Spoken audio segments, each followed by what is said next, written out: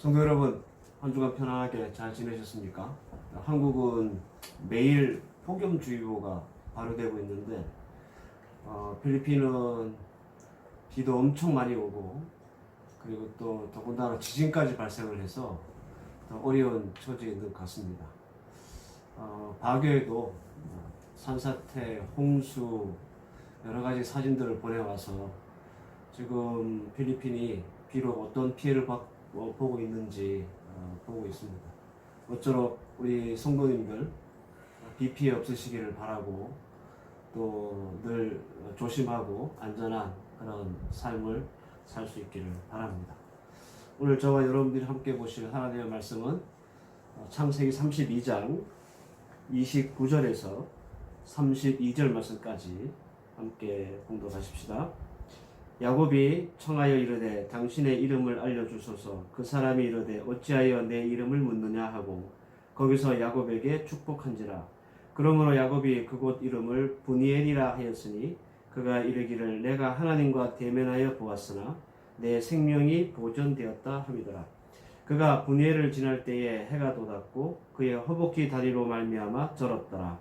그 사람이 야곱의 허벅지 관절에 있는 둔부의 힘줄을 쳤으므로 이스라엘 사람들은 지금까지 허벅지 관절에 있는 둔부의 힘줄을 먹지 아니하더라. 아멘. 오늘은 야복강 사건 두 번째 말씀 전해드리겠습니다.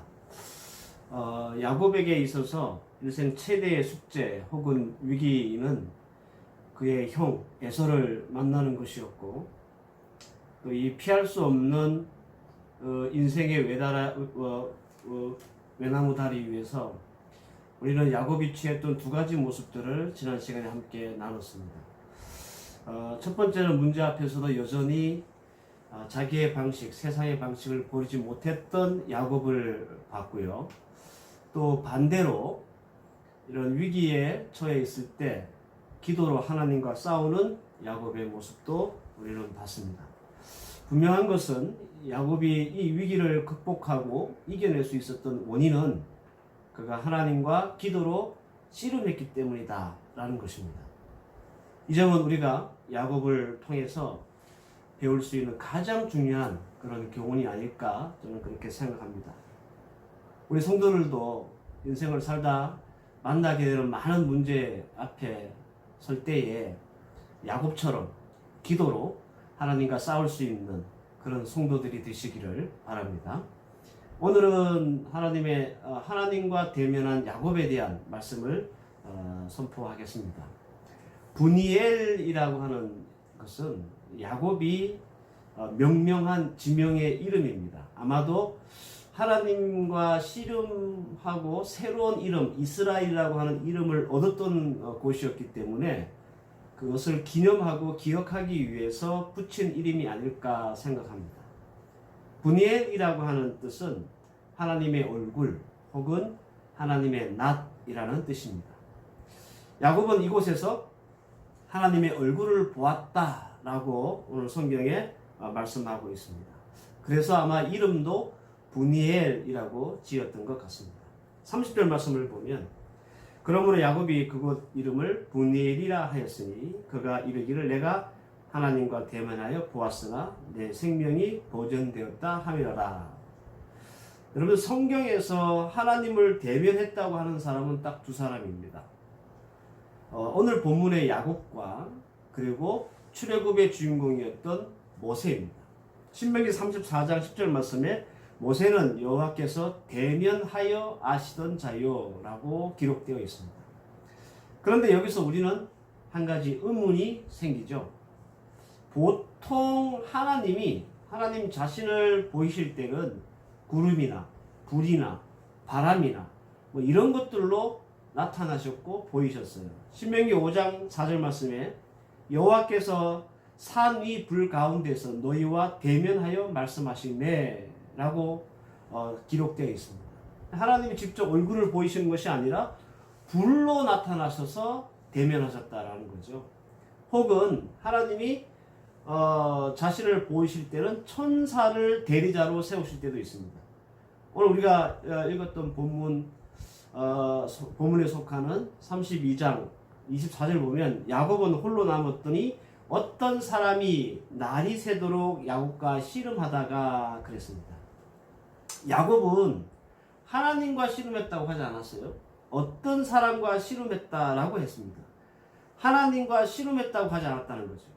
그리고 호세아는 이 부분을 어떤 사람의 정체를 천사라고 얘기했습니다. 이렇게 하나님은 단 한 번도 자신을 그 얼굴을 직접 보이신 적이 없습니다. 왜냐하면 사람들이 하나님의 얼굴을 보면 죽기 때문에 그렇습니다. 그런데 하나님은 야곱 혹은 모세와 대면하셨다라고 했습니다. 하나님이 야곱과 모세의 얼굴을 직접 보면서 말씀하신 게 아닌데 왜 대면하셨다라고 하셨을까?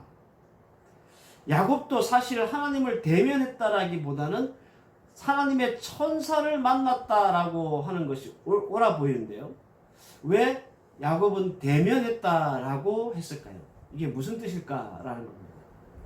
저는 이 하나님을 대면했다라고 고백했던 이 야곱의 고백을 두 가지 의미로 이해하고 또 이 두 가지의 말씀을 여러분들께 선포하기를 원합니다. 첫 번째는 야곱이 말하는 이 하나님을 대면했다라고 하는 뜻은요, 하나님과 야곱이 얼굴과 얼굴로 서로 맞대어 봤다는 말이 아니라 야곱이 일생 처음으로 하나님을 만나고 믿게 되었다라고 하는 뜻이라는 거예요.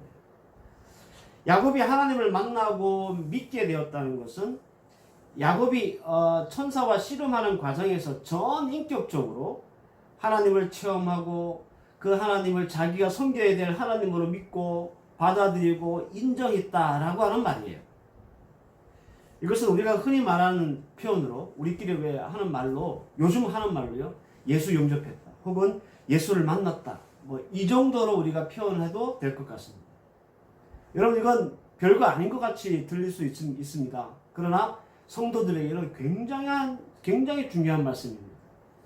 왜냐하면 우리는 수많은 은혜와 영적인 체험을 하면서도 정작 그 경험과 체험을 통해서 하나님을 만나거나 하나님을 믿거나 하지 못하는 경우가 우리에게 상당히 많기 때문에 그렇습니다. 예를 들어 하나님이 은혜 주셔서 우리 사업이 잘 된다고 칩시다.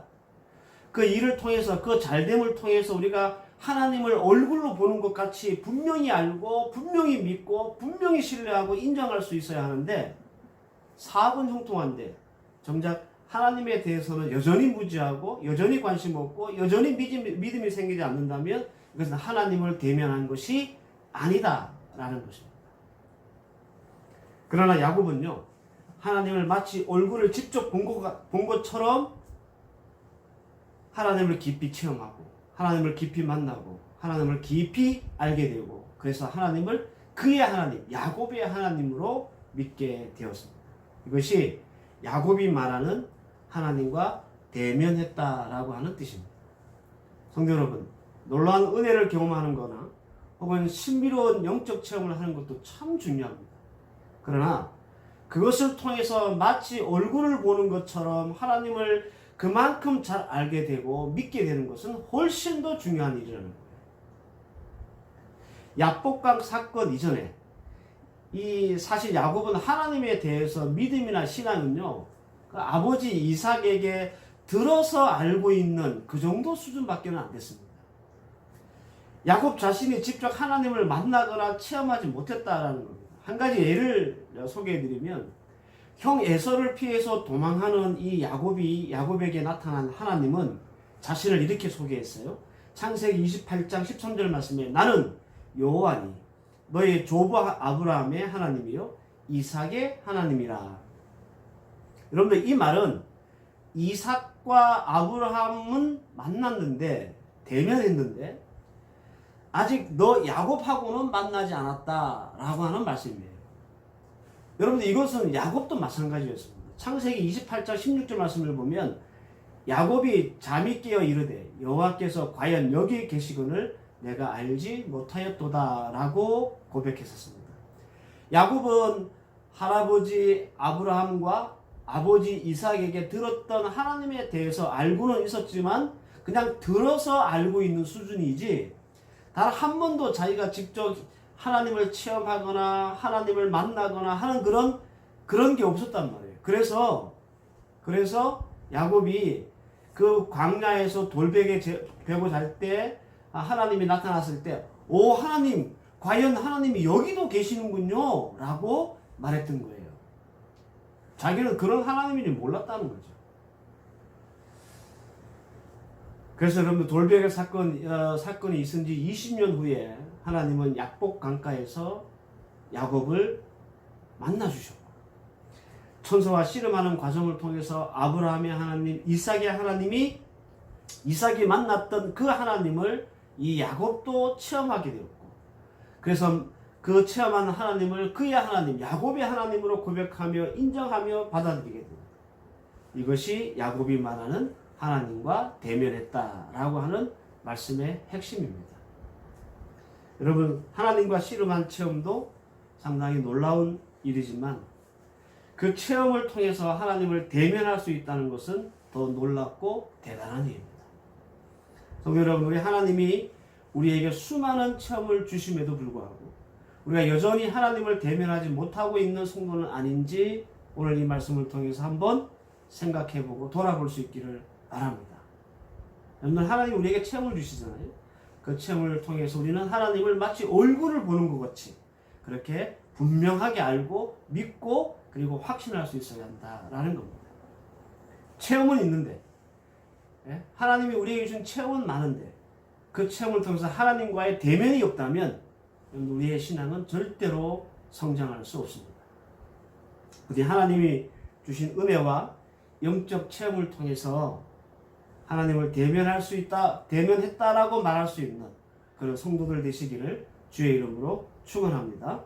왜냐하면 하나님을 알아가고 더 깊이 믿는 것은 성도에게 가장 큰 축복이기 때문에 그렇습니다. 두 번째로 이 야곱이 하나님을 대면했다라고 하는 의미는요, 구속의 은혜, 구원의 은혜를 입었다는 것을 의미한다라는 겁니다. 오늘 읽었던 본문에 보면 그가 이르기를 내가 하나님과 대면하였으나 내 생명이 보존되었다 함이더라 라고 했습니다. 이 야곱은 하나님과 대면했다고 했고 그리고 더 나아가서 그럼에도 불구하고 자기는 죽지 않았다고 안도했습니다. 야곱이 왜 이런 말을 했을까요? 그리고 하나님의 얼굴을 보면 죽는 이유가 뭘까요? 여러분들 하나님의 얼굴을 보면 왜 죽습니까? 하나님의 얼굴에 뭐 이상한 물질이 나와서 죽는 거예요? 아니면 과학적으로 설명할 수 없지만 어떤 하나님의 얼굴을 우리가 보는 순간 어떤 기괴한 현상들이 벌어져서 그것 때문에 우리가 죽는 걸까요? 여러분 하나님의 얼굴을 보면 죽는 이유는 간단합니다. 죄 때문입니다. 죄의 삭은 사망이요. 따라서 우리가 죄인이기 때문에 거룩하신 하나님을 보면 당연히 죽어야 합니다. 여러분 민수기 4장 5절 15절 말씀에 이런 말씀이 있어요. 그러나 성문을 만지지 말지니 죽을까 하노라. 민수기 4장 20절 말씀도 그들은 잠시라도 들어가서 성소를 보지 말 것은 죽을까 함이라. 여러분들 하나님을 보는 것을 둘째치고요. 하나님이 거룩하다고 했던 성물이나 성소를 들어가거나 보거나 만지는 것조차도 죽었어요.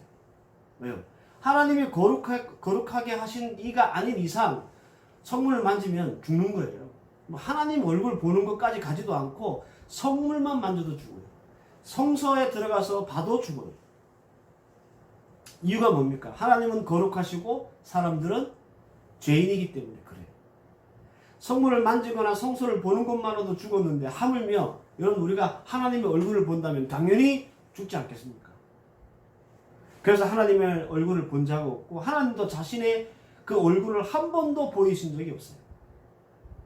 때문에 야곱이 하나님을 대면하고도 죽지 않은 이유는 야곱이 죄가 없어서가 아니라 하나님이 그 죄에서 구원해 주시고 사해 주셨기 때문이다 라고 하는 거예요. 다시 한번 여러분들 한번 생각해 보시기 바랍니다. 하나님과 대면했다는 것은 야곱 입장에서는 하나님을 마치 얼굴을 보는 것처럼 분명히 알게 되고 확신하게 되고 믿게 되고 인정하게 되고 섬기게 됐다는 뜻이지만 이걸 뒤집어서 생각해 보십시오.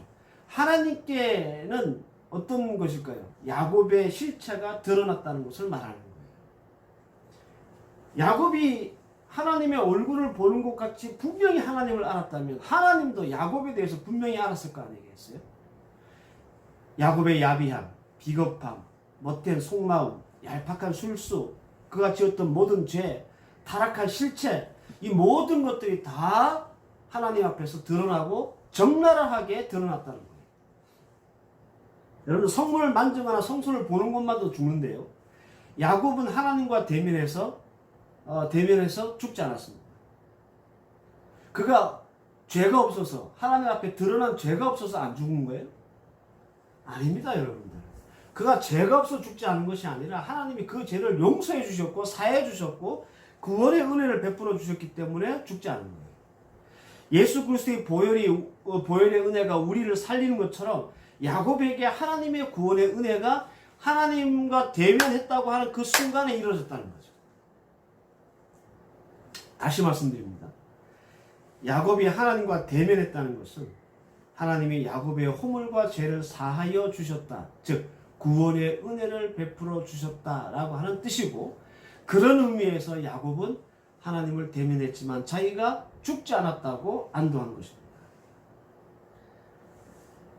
바로 이 부분에서 우리는 예수 그리스도의 보혈이 우리에게 끼친 구원의 은혜를 또 한 번 생각하지 않을 수 없습니다. 마땅히 죽어야 할 야곱이 하나님께 구원의 은혜를 입은 것처럼 마땅히 죽어야 할 우리도 예수께서 흘리신 그 보혈로 인해서 살아난 것이고 천국의 소망을 갖게 된 것입니다. 여러분, 이것이 택함받은 백성들이 누릴 수 있는 최고의 축복이고 은혜임을 여러분들 기억하시길 바랍니다. 마태복음 16장 26절 말씀에 사람이 만일 온 천하를 얻고도 제 목숨을 잃으면 무엇이 유익하리요? 사람이 무엇을 주고 제 목숨을 바꾸겠느냐?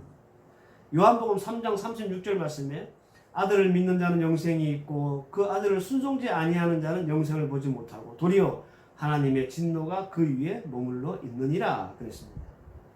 사람들이 제 아무리 돈을 많이 벌고 뭐 큰 권세를 누리고 높은 학식을 쌓은 본들 영생을 얻지 못하면 그게 무슨 소용이 있느냐라는 거예요.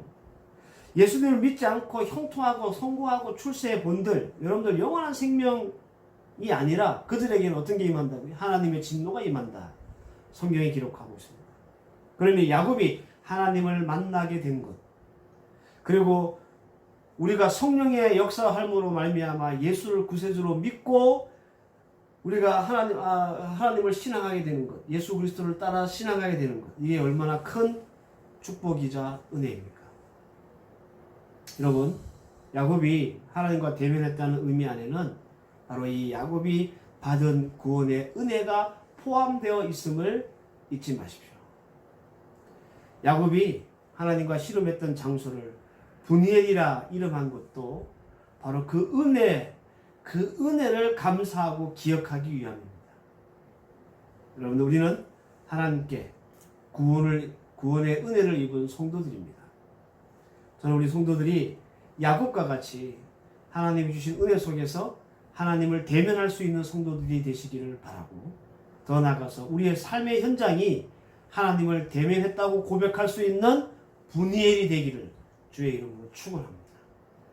오늘 이 말씀 잘 붙잡고 한 주간 주신 이 말씀을 우리의 삶 속에서 살아 운동하는 그런 말씀이 될 수 있기를 간절히 바랍니다. 모쪼록 큰 비와 또 지진 또 코로나로 힘들어하고 있는 또 여러 가지 어려운 상황 속에 있는 우리 성도들 하나님의 보호하심과 또 지키심의 은혜가 있기를 바라고 한 주간 말씀 가운데 강건하시기를 주의 이름으로 다시 한번 축원합니다. 기도하십시다.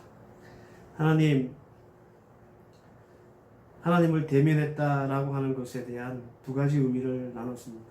하나님 주신 체험 속에서 하나님을 분명히 알고 깨닫고 믿고 확신하는 것, 그것이 하나님을 대면한 것이고, 하나님을 대면했다는 의미 속에는 하나님이 주신 구원의 은혜가 있음을 또한 우리가 알았사오니, 우리 하나님, 우리 사랑하는 성도들이 이 생을 살아가면서 또한 이 한 주간을 살아가면서 하나님 주신 체험 속에서 하나님을 더 분명히 알아갈 수 있는 믿음의 종들 되게 하시고 이 속에 하나님의 구원의 은혜가 있음을 하나님 다시 한번 확인하게 하시고 감사케 하셔서 이번 한 주간 동안 하나님이 우리에게 주신 그 구원의 은혜로 감사하며 살아갈 수 있는 믿음의 종들 되게 하옵소서. 필리핀은 지금 많은 비와 지진으로 어려운 상황 가운데 있습니다.